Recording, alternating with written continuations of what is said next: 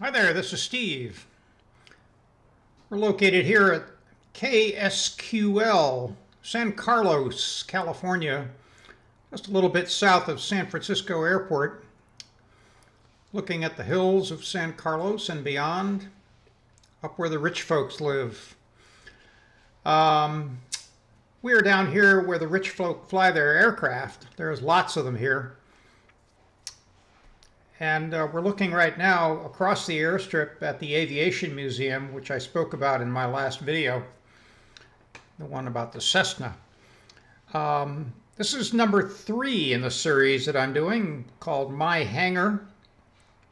It's a review or a preview or a view of all of the aircraft I have in my X-Plane collection that I enjoy flying. And today's number 3.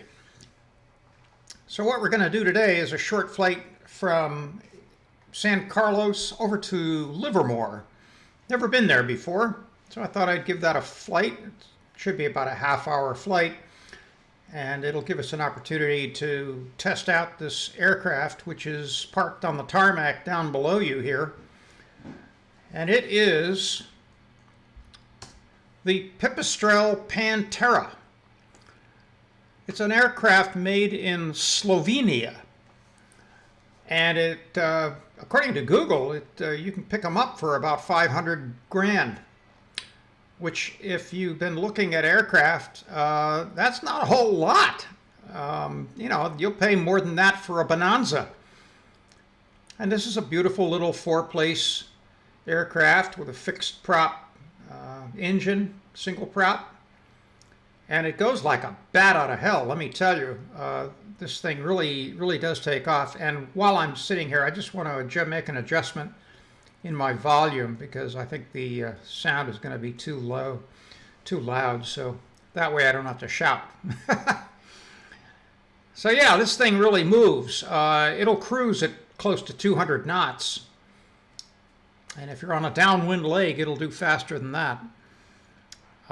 So the first thing we need to do here, because this is made by Aerobask, we have the little Aerobask control panel down here, and we can pop that. Flags and chocks are in place. We can remove those.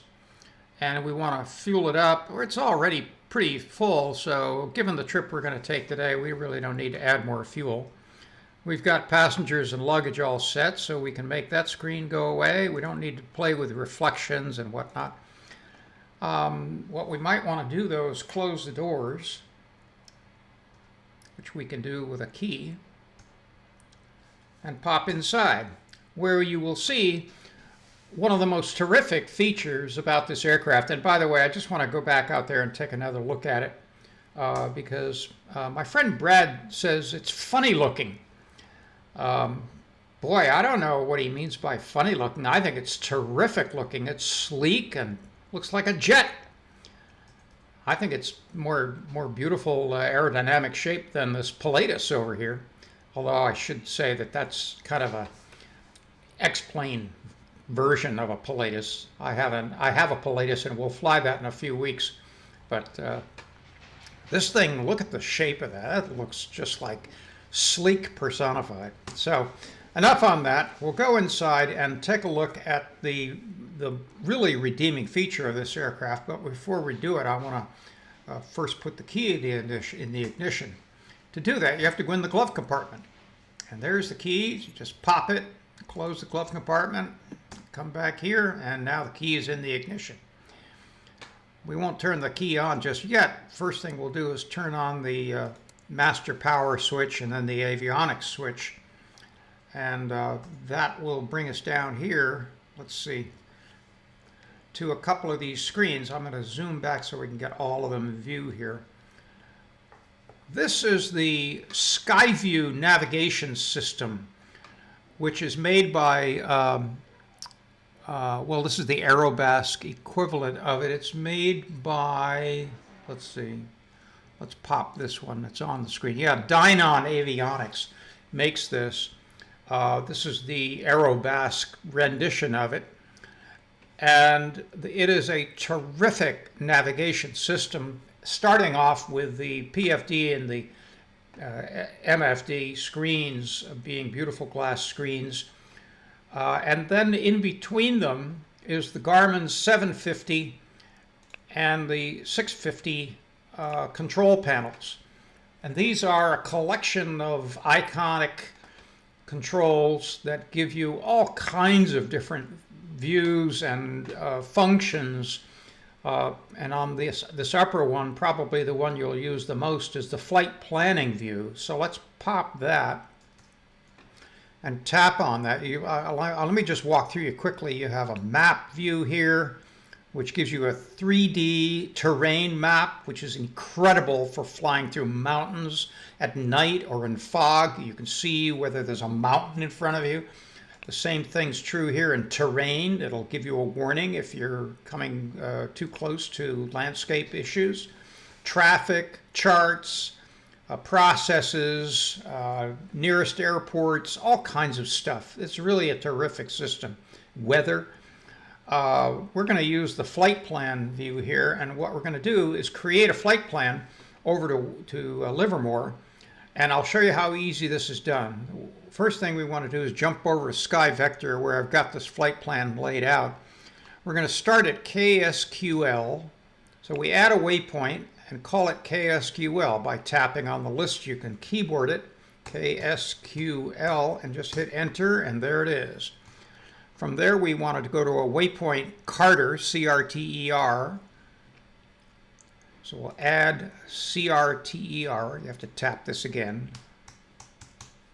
Hit enter, and there it is. Now, if we tap on that waypoint, it allows us to load an airway.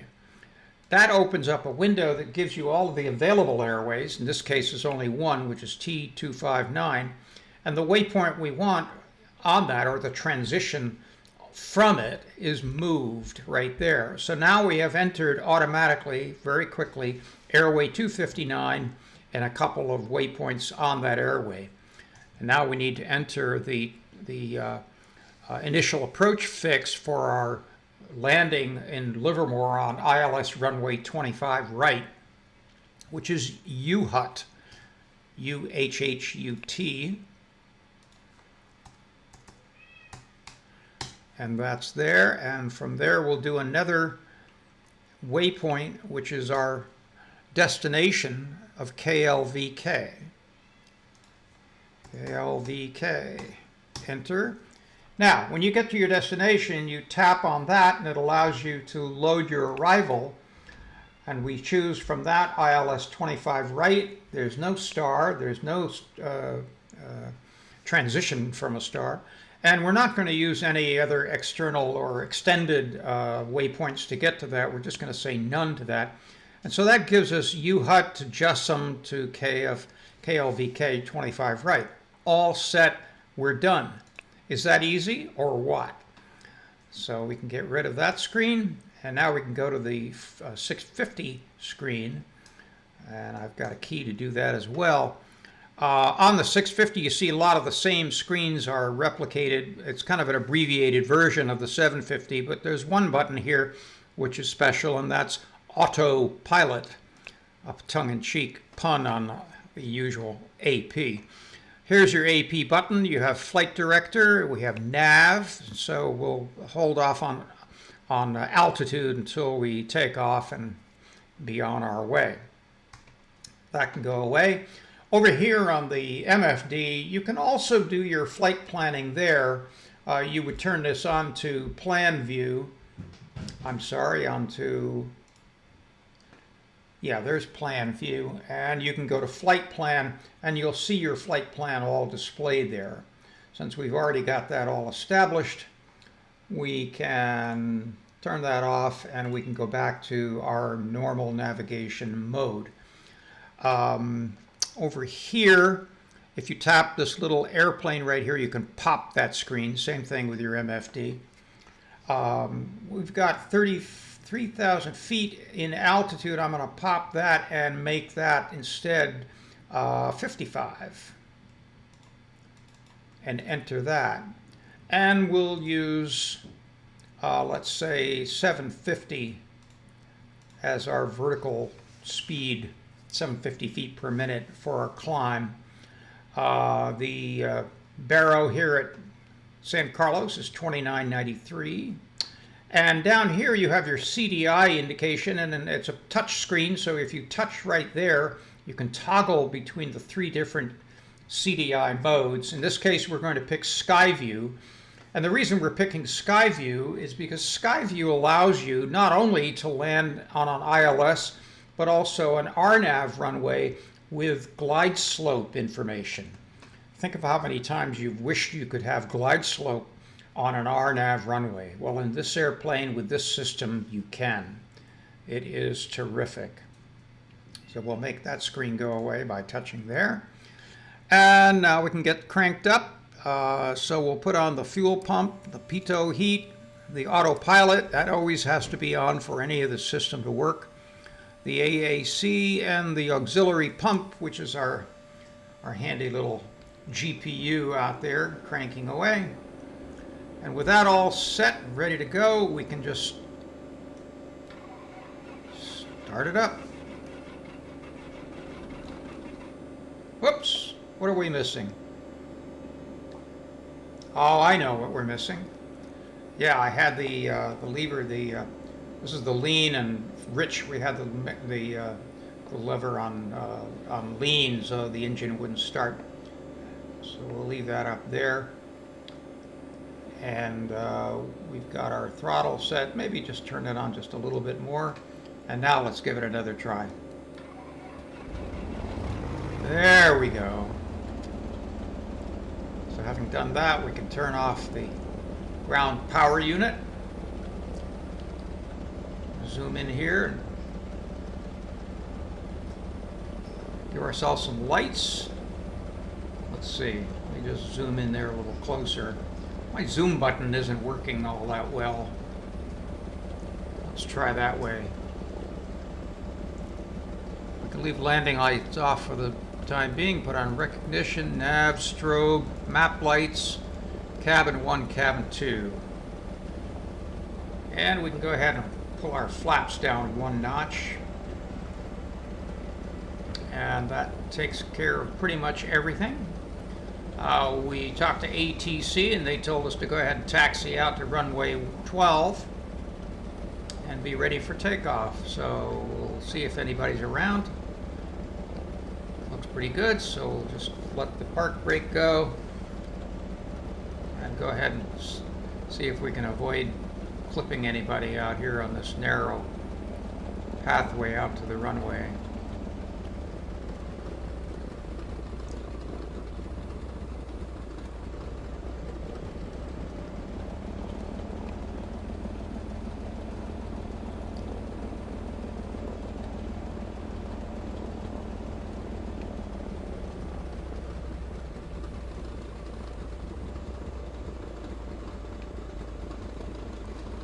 Runway 12 is right over here. It's very convenient to us.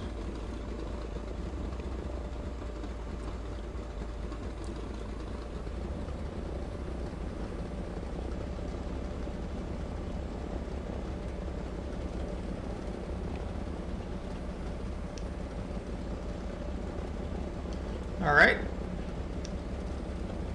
Go ahead and put on the landing lights. Got our flaps down. Mixture's rich. Got the props set properly. So ATC has given us approval. We can go ahead and take off.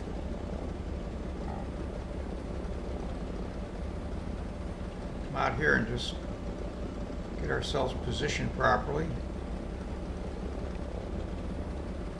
Nominal takeoff speed is going to be around 70 knots. Maybe a little bit above that. So we'll slow down, put the park brake on, and take a look around. Everything seems to look good there. So I'm going to zoom in just a little bit here, slide over, and we'll go ahead and ramp it up a little bit. Park brake off.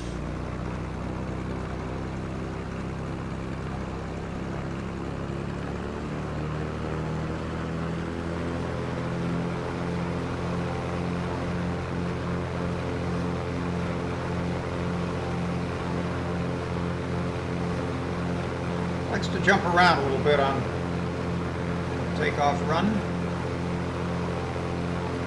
And we are off and running to the races. Bring the gear up.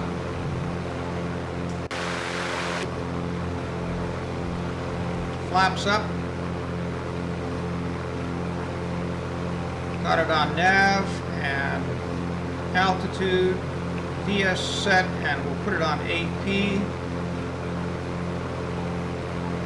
And we're off and running. Notice our speed climbing. This airplane is a fast little aircraft. It'll do 200 easily. It'll climb at 170. So this is no Cessna 172, believe me.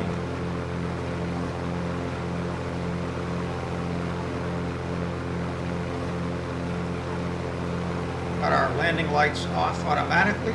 Flaps are up, gears up.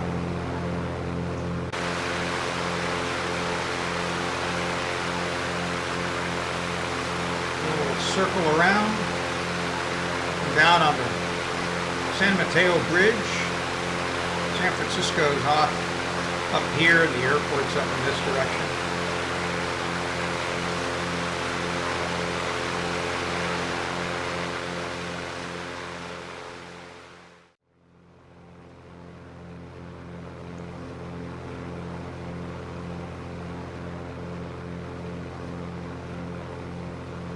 Our speed in there around 80, 85 to 90. Here comes the glide slope right there. The aircraft will start to descend again.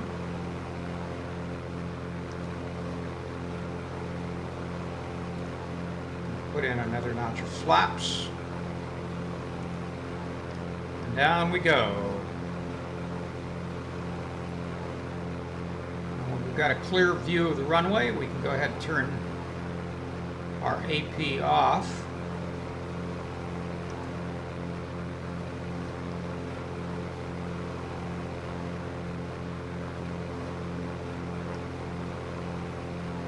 We're right in there about 85. That'd be perfect speed. And then we'll cut it just as we touch down.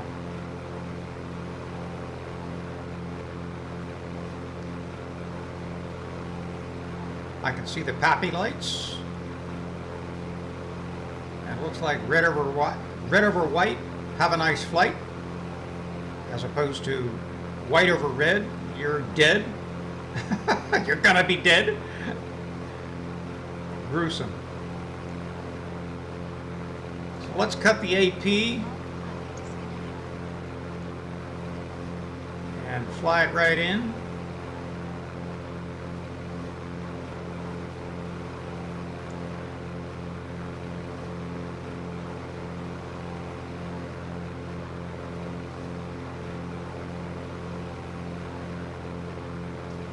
Looking nice.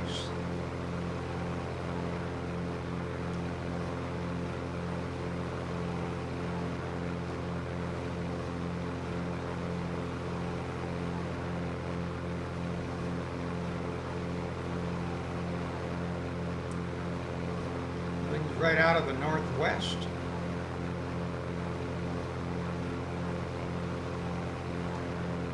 Looks good.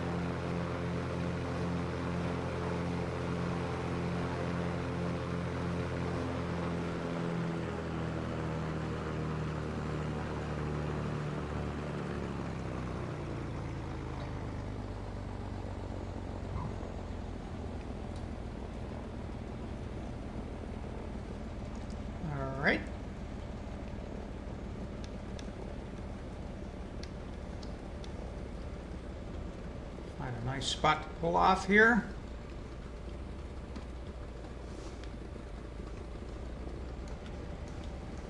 Pull our flaps back up. Landing lights off.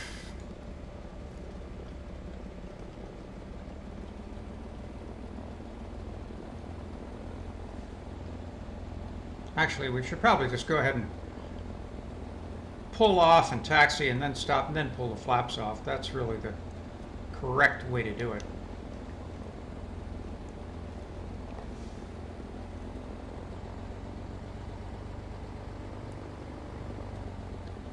But we can go ahead and taxi in, pull around here, park in front of these other little aircraft.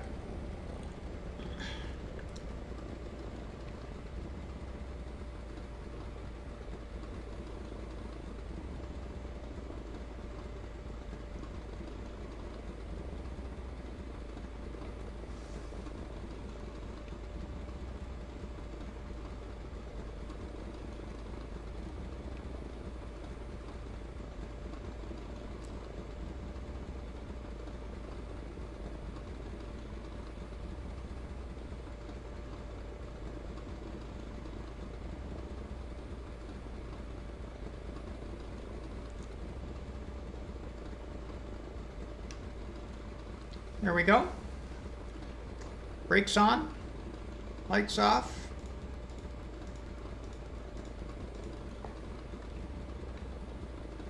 Flaps up.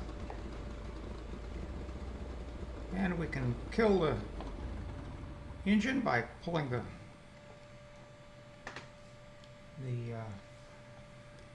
rich lean switch back. The mixture is what that is. And let's open up the doors. Hop out and take a last look at the Pipestrel Panthera. Made in Slovenia. Rendered here by Aerobask.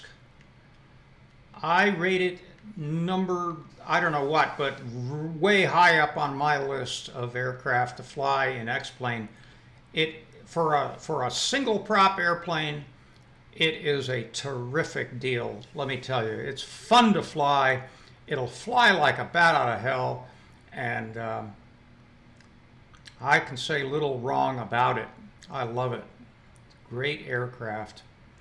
Pipestrel Panthera. Thank you for joining me today. If you like this video, hit the thumbs up.